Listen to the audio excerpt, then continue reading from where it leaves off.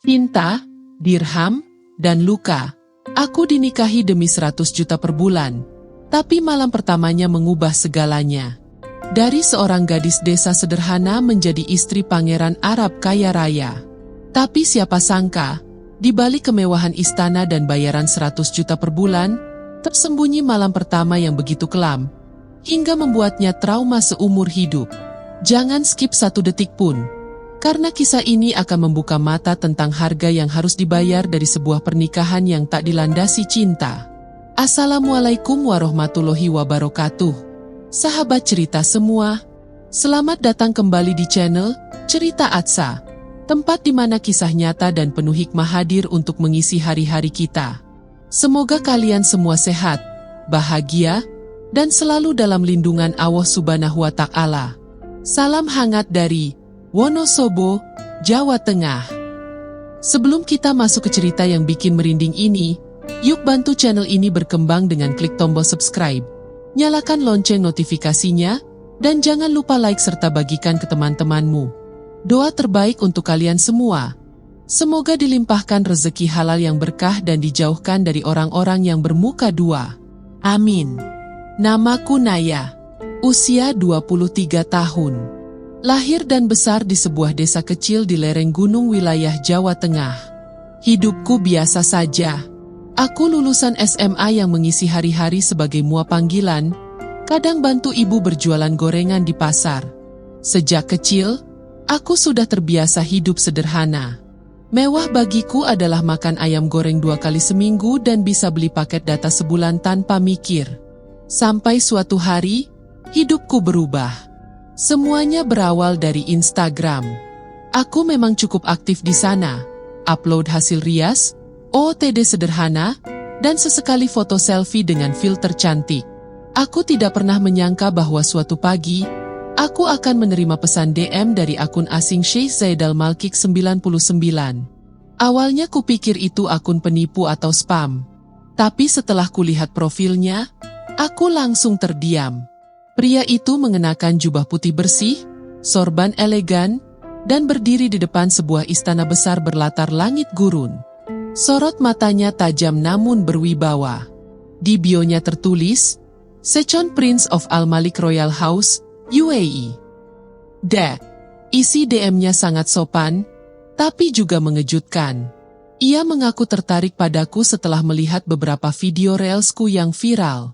Ia bilang aku terlihat anggun seperti wanita Timur Tengah, dan ia ingin mengenalku lebih jauh dengan tujuan serius, menikah.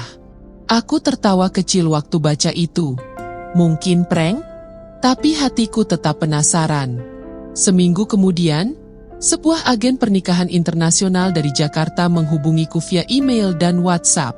Mereka bilang mewakili pihak istana kecil di UEA dan ingin mengatur pertemuan virtual secara resmi. Masih tidak percaya? Aku pun menunjukkan semuanya ke ibuku. Ibuku hanya menatapku, lalu menunduk diam.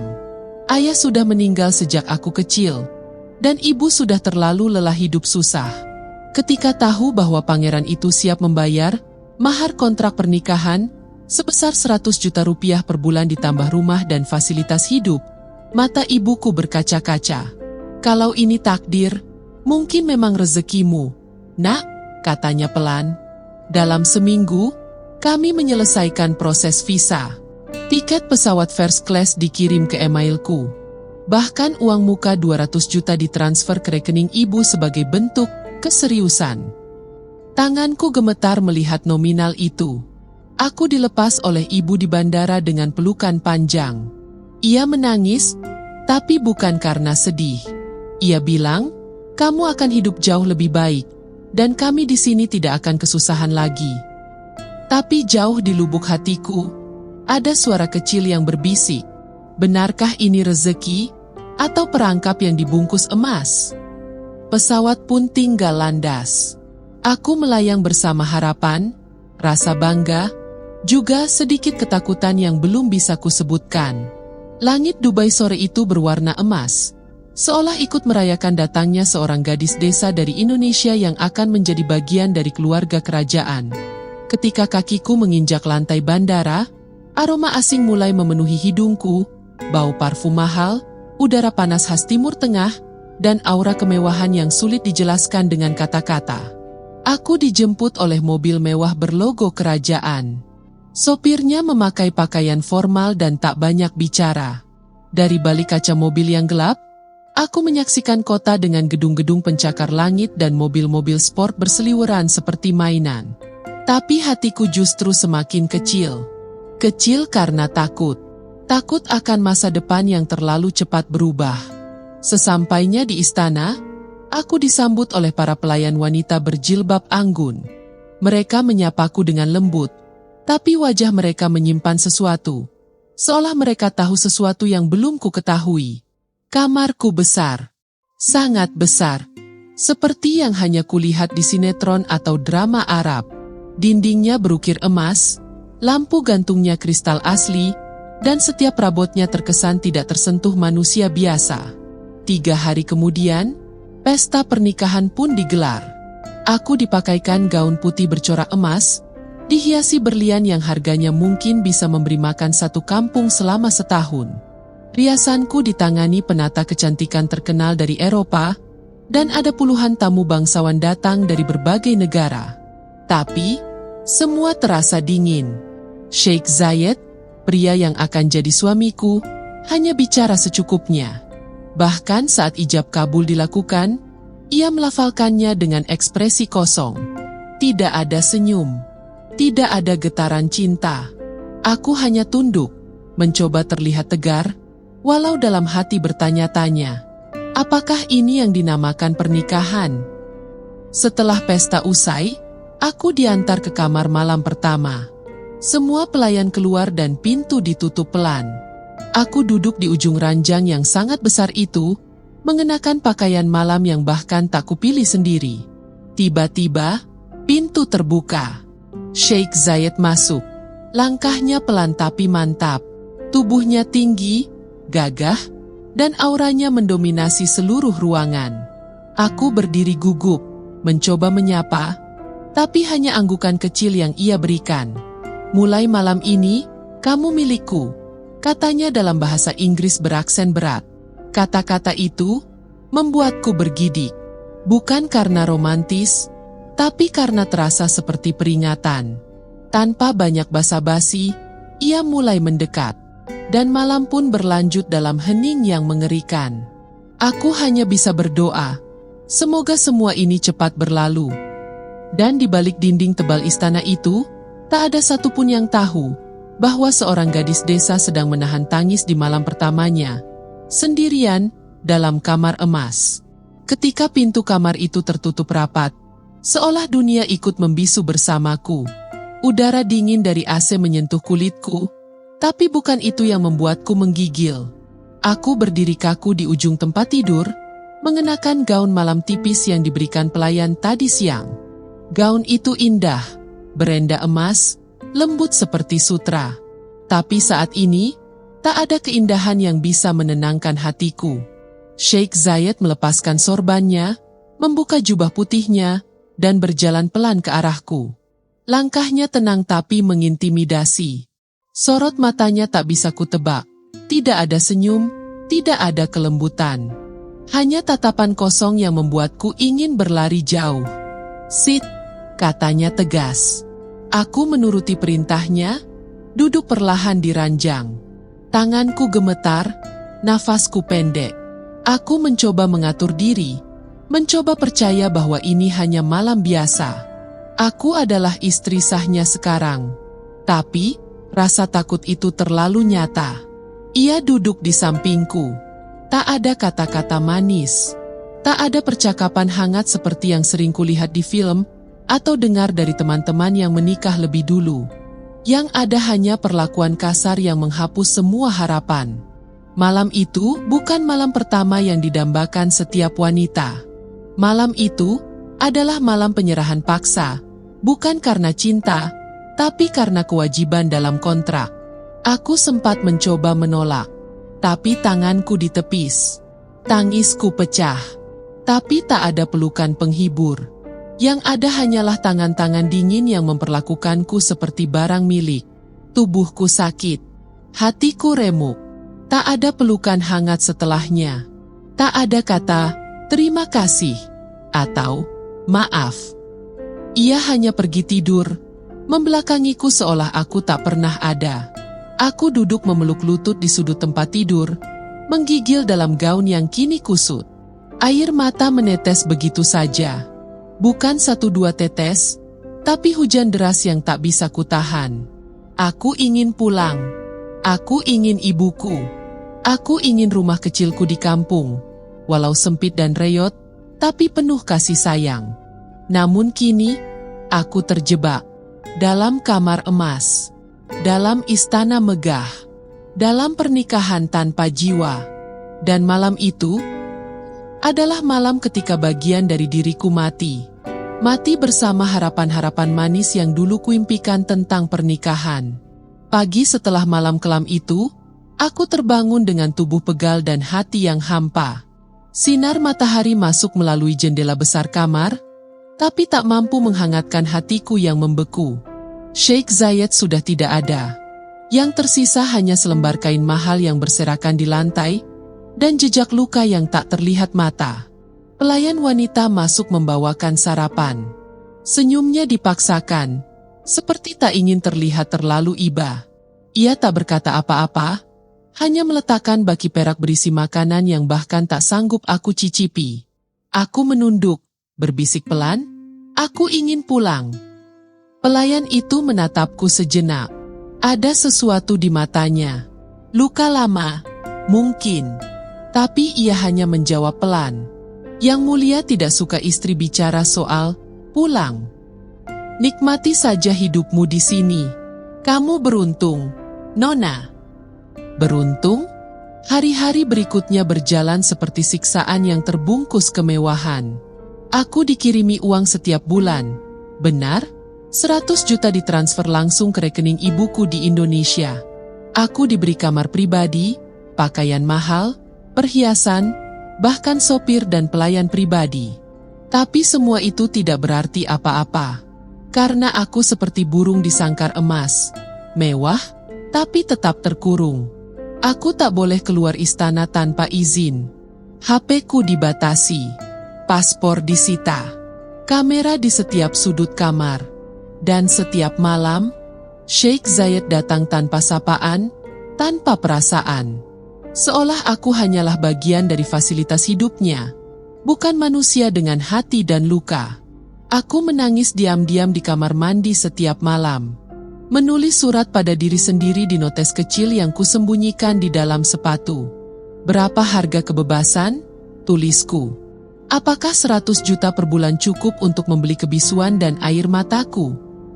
Ibuku di kampung selalu menelepon dengan suara bahagia. Katanya, hidup mereka kini lebih enak. Rumah direnovasi, adik-adikku bisa sekolah. Mereka menyayangiku. Tapi mereka tidak tahu bahwa aku sedang membayar semua itu dengan tubuh dan jiwaku sendiri. Puncaknya terjadi saat aku melihat bekas luka di lengan pelayan tua yang sering membersihkan kamarku. Aku penasaran dan bertanya diam-diam. Ia menatapku dalam-dalam lalu berbisik, "Kamu bukan yang pertama. Tapi mungkin kamu bisa jadi yang terakhir, kalau kamu cukup berani." Kalimat itu menghantamku seperti petir. Ada sesuatu yang selama ini tersembunyi di balik tembok istana ini. Dan aku mulai menyadari, ini bukan pernikahan. Ini penjara. Dan aku harus keluar, walau harus mempertaruhkan segalanya. Setelah berminggu-minggu hidup dalam keheningan yang menyiksa, benih keberanian itu mulai tumbuh, pelan, tapi pasti. Kata-kata pelayan tua itu terus bergema di kepalaku. Kamu bisa jadi yang terakhir, kalau kamu cukup berani. Namanya Fatimah. Sudah bekerja di istana selama hampir 20 tahun. Ia tahu setiap sudut bangunan megah ini, termasuk rahasia-rahasianya yang tak tertulis. Ia adalah satu dari sedikit orang yang memandangku bukan sebagai istri kontrak, tapi sebagai manusia. Suatu malam, saat aku pura-pura tidur dan Sheikh Zayed telah keluar kamar, Fatimah masuk pelan-pelan. Ia duduk di sampingku dan berbisik sangat lirih. "Kalau kamu sungguh ingin pergi, aku bisa bantu. Tapi risikonya besar. Kalau ketahuan, kita berdua tidak akan keluar hidup-hidup. Aku menatap matanya. Wajahnya tua, namun sorotnya masih tajam. Ada luka yang dalam di sana. Luka yang mungkin belum pernah ia ceritakan pada siapapun. Aku mengangguk. Saya siap. Saya tidak kuat lagi. Selama 3 hari berikutnya, Fatimah membantuku mengumpulkan apa yang bisa kubawa. Pasporku yang ia curi dari ruang penyimpanan, uang tunai dalam bentuk dolar yang ia simpan selama bertahun-tahun, dan 1 baju panjang hitam untuk penyamaran. Ia bahkan menghubungi seorang kenalannya, supir pengantar barang yang kadang masuk ke area belakang istana. Namanya Khalid. Ia tahu cara keluar tanpa diketahui kamera pengawas. Hari pelarian tiba. Jam menunjukkan pukul 2.45 dini hari. Semua pelayan sudah berganti shift. Sheikh Zayed sedang menghadiri pertemuan bisnis ke Abu Dhabi dan tak akan pulang hingga pagi. Aku menyelinap keluar dari kamarku, memakai abaya hitam dan cadar. Jalanan koridor istana sepi, hanya terdengar detak jantungku yang berpacu cepat. Fatimah menuntunku ke lorong sempit di belakang dapur, lorong yang tidak ada di peta resmi bangunan. Di ujung lorong itu, ada pintu logam kecil.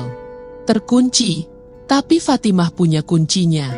Begitu pintu terbuka, udara dingin malam menyambutku.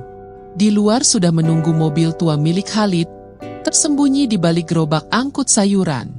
Aku masuk dengan cepat, memeluk ransel kecil yang berisi seluruh hidupku kini. Fatimah memandangku untuk terakhir kali. Ia tak menangis. Ia hanya memelukku kuat dan berkata, "Jangan balik lagi. Dunia di luar sana mungkin kejam, tapi setidaknya kamu punya pilihan." Mobil pun melaju, meninggalkan istana besar itu, dan semua kenangan buruk yang terkubur di dalamnya. Kupandangi langit malam Dubai dari jendela kecil. Untuk pertama kalinya dalam waktu yang lama, aku merasa bisa bernapas. Tapi aku tahu, ini belum akhir cerita. Ini baru awal dari hidup yang harus kutata kembali dari puing-puing luka. Pesawat dari Dubai mendarat di Jakarta menjelang fajar. Saat roda pesawat menyentuh tanah, aku menangis, bukan karena sedih, tapi karena untuk pertama kalinya aku merasa bebas. Bebas dari penjara emas. Bebas dari malam-malam yang mencekam. Bebas dari pernikahan tanpa ruh. Namun, ada satu hal yang tidak kutinggalkan di sana. Luka itu ikut pulang bersamaku. Bukan di tubuhku, tapi di jiwaku. Luka yang tak berdarah, tapi perihnya jauh lebih lama. Sesampainya di rumah, ibu langsung memelukku. Wajahnya bahagia, belum tahu apa yang terjadi. Ia mengira aku pulang karena rindu. Tapi saat aku bicara, saat aku mulai bercerita, wajahnya berubah pucat. Tangisnya pecah. Dan untuk pertama kalinya, ia meminta maaf sambil mencium tanganku berkali-kali. "Maafkan ibu. Nah, ibu terlalu silau oleh uang." Aku memeluknya erat. Aku tak menyalahkan ibu. Tak juga menyalahkan diriku yang waktu itu menerima pinangan asing dengan iming-iming uang besar. Yang kusalahkan hanyalah keputusan yang dibuat tanpa cinta, tanpa restu dari hati. Hari-hariku kini jauh lebih sederhana. Aku kembali merias wajah orang. Menjadi mual lagi, walau klienku tak seramai dulu. Tapi setiap malam bisa tidur tanpa takut, tanpa air mata, adalah kemewahan yang tak bisa dibeli dengan 100 juta sekalipun. Aku menjalani terapi. Aku pelan-pelan membuka diri. Tapi tak mudah. Kadang malam-malam masih terbangun karena mimpi buruk. Kadang aku masih mendengar suara itu. Dingin, tanpa emosi. "Mulai malam ini, kamu milikku." Tapi aku terus berjuang. Karena aku tahu, aku selamat. Aku menulis kisah ini bukan untuk menyebar aib, tapi untuk jadi pelajaran bagi siapapun di luar sana yang pernah tergoda oleh janji manis berkedok kemewahan. Pernikahan bukan soal uang. Pernikahan adalah tempatmu berlindung, bukan tempatmu ditaklukkan. Kalau kamu sedang dilema, Kalau kamu sedang merasa diambang keputusan besar, ingat ini. Jangan pernah tukar harga dirimu dengan dunia. Karena tak ada yang lebih mahal dari rasa aman, cinta yang tulus, dan kebebasan untuk menjadi dirimu sendiri. Jika kisah ini menyentuh hatimu, jangan lupa tinggalkan komentar di bawah. Ceritakan apa yang kamu rasakan, dan apa pelajaran yang kamu ambil. Tekan like, subscribe, dan bagikan ke orang-orang tercinta, agar lebih banyak wanita yang terhindar dari luka seperti yang aku alami. Sampai jumpa di kisah nyata lainnya. Wassalamualaikum warahmatullahi wabarakatuh.